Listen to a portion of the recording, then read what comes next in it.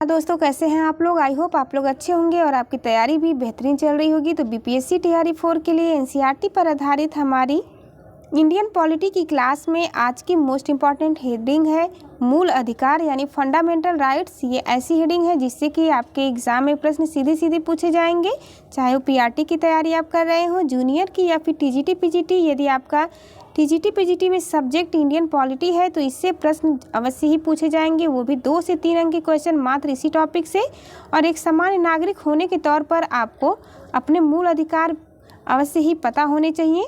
तो आपको वीडियो को बहुत ही अच्छे से ध्यान से देखना है ताकि एग्ज़ाम में आप आए तो सभी प्रश्नों को बहुत आसानी से हल कर सकें।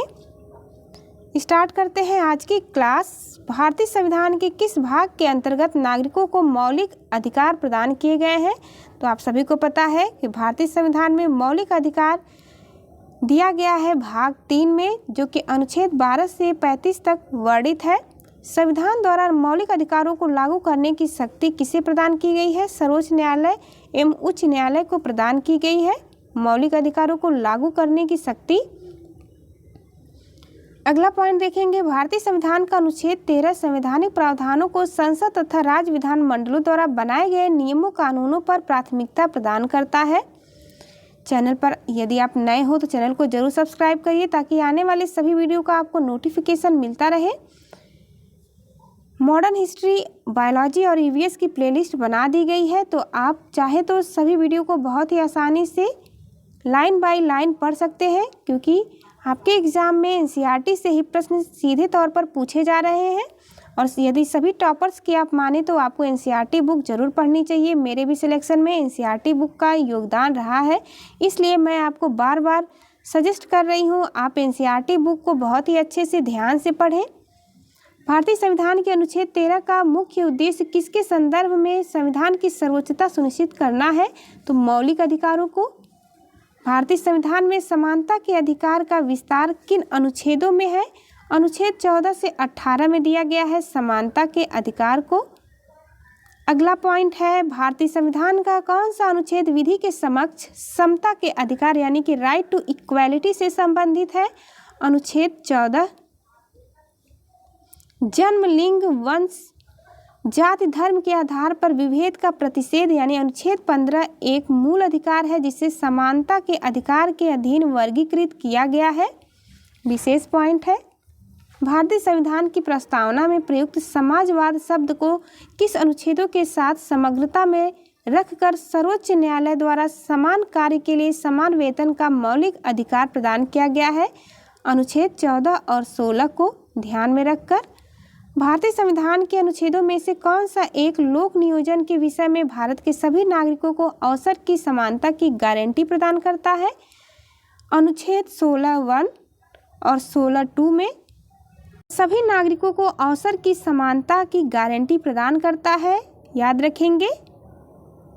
16(1) और 16(2) संवैधानिक उपबंध यहाँ पर दिए गए हैं। केवल भारतीय नागरिकों को जो मूल अधिकार प्राप्त है हम एक साथ यहाँ पर देखेंगे, और विदेशी नागरिकों को प्राप्त मूल अधिकार कौन कौन से हैं वो भी हम देखेंगे। केवल भारतीय नागरिकों को प्राप्त मूल अधिकार मोस्ट इम्पॉर्टेंट, इससे एग्जाम में क्वेश्चन पूछे जाते हैं। धर्म, मूल, वंश, लिंग, जाति या जन्म स्थान के आधार पर विभेद का प्रतिषेध अनुच्छेद 15 करता है। लोक नियोजन के विषय में अवसर की समता अनुच्छेद 16 में वर्णित है। वाक एवं अभिव्यक्ति, शांतिपूर्ण एवं सशस्त्र रहित सम्मेलन करने, संघ एवं सरकारी समिति बनाने, भारत के राज्य क्षेत्र में अबाध संचरण एवं बसने तथा व्यापार करने की स्वतंत्रता अनुच्छेद 19 में। अल्पसंख्यक वर्गों के हितों का संरक्षण अनुच्छेद 29। 5वां ध्यान देंगे, शिक्षण संस्थानों की स्थापना और प्रशासन करने का अल्पसंख्यक वर्गों का अधिकार अनुच्छेद 30। ये केवल भारतीय नागरिकों को ये मूल अधिकार प्राप्त है, यानी कि शॉर्ट फॉर्म में आप याद रखेंगे अनुच्छेद 15, अनुच्छेद 16, अनुच्छेद 19, अनुच्छेद 29 और अनुच्छेद 30। ये केवल भारतीय नागरिकों को मूल अधिकार प्राप्त है। भारतीय एवं विदेशी नागरिकों को प्राप्त मूल अधिकार अनुच्छेद 14 जो कि विधि के समक्ष समता और विधियों का समान संरक्षण प्रदान करता है। अपराधी के लिए दोष सिद्धि के संबंध में संरक्षण अनुच्छेद 20, जीवन का अधिकार अनुच्छेद 21, शिक्षा का अधिकार अनुच्छेद 21A, कुछ दशाओं में गिरफ्तारी एवं निरोध से संरक्षण अनुच्छेद 22, शोषण के विरुद्ध अधिकार अनुच्छेद 23, 24, धर्म एवं संस्कृति की स्वतंत्रता का अधिकार अनुच्छेद 25, 26, 27, 28। ये सभी अधिकार भारतीय और विदेशी नागरिकों सबको प्राप्त है। संविधान के किस अनुच्छेद के अंतर्गत अस्पृश्यता का उन्मूलन किया गया है? अनुच्छेद 17 जो कि अस्पृश्यता का उन्मूलन करता है। संविधान में अस्पृश्यता परिभाषित नहीं है। अस्पृश्यता निवारण अधिनियम 1955 के अंतर्गत अस्पृश्यता को बढ़ावा देना एक दंडनीय अपराध माना गया है। अनुच्छेद 18 का संबंध है उपाधियों के अंत से। भारतीय संविधान के किस अनुच्छेद के वाक एवं अभिव्यक्ति की स्वतंत्रता के मूल अधिकार का प्रावधान किया गया है? अनुच्छेद 19। भारत के संविधान में प्रेस की स्वतंत्रता का प्रत्यक्ष प्रावधान नहीं है, परंतु यह स्वतंत्रता किस अनुच्छेद में अंतर्निहित है? अनुच्छेद 19A में अंतर्निहित है।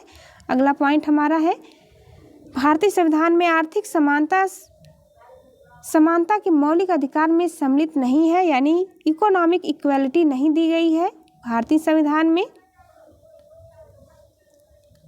यहाँ पर हम देखेंगे अनुच्छेद 19 के अंतर्गत 6 स्वतंत्रताएं कौन कौन सी प्रदान की गई हैं भारतीय संविधान में।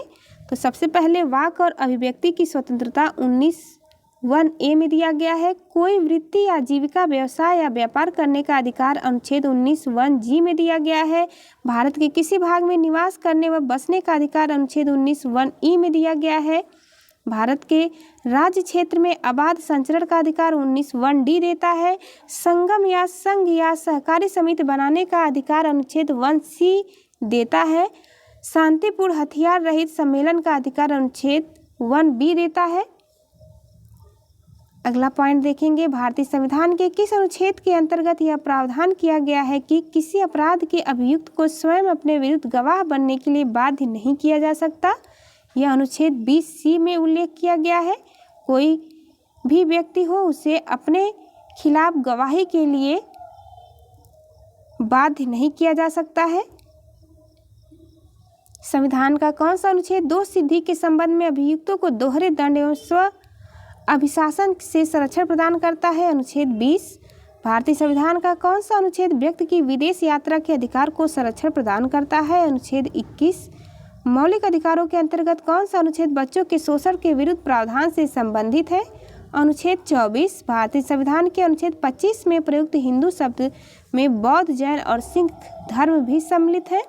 भारतीय संविधान के अनुच्छेद 32 के अंतर्गत कौन से अधिकार प्रवर्तित किए जा सकते हैं? तो आंसर होगा मौलिक अधिकार।